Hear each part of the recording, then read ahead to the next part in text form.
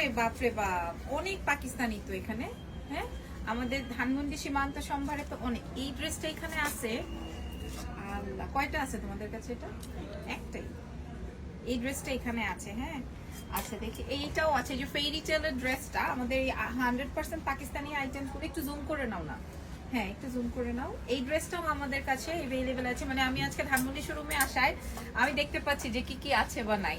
আর এইটা, এই ড্রেসটা বলছি আমি রাখবো, বানাবো, তারপরে এটা এই এই শোরুমের ম্যানেজার একদম ধুমায় এটা নিয়ে আসছে, এটা লাগবেই। এটার একটা কালার আছে না, রেড, এই যে এটারই একটা কালার আছে, এটা আসবে গোল্ডেন অ্যান্ড রেড এর মধ্যে। এটা অনেক সুন্দর, এটার স্কাইটাও অনেক সুন্দর। আর এই ড্রেসটা আপনারা যারা ধানমন্ডি সীমান্ত সম্ভারে এসে দেখে নিবেন তাদের জন্য বলছে, আগে আপনারা ওড়নাটা খুলবেন। আপনাদের মন যদি না ভালো হয়েছে বললেন তখন। এটা অনেক স্মার্ট একটা কালার এবং স্মার্ট একটা ড্রেস। অ্যান্ড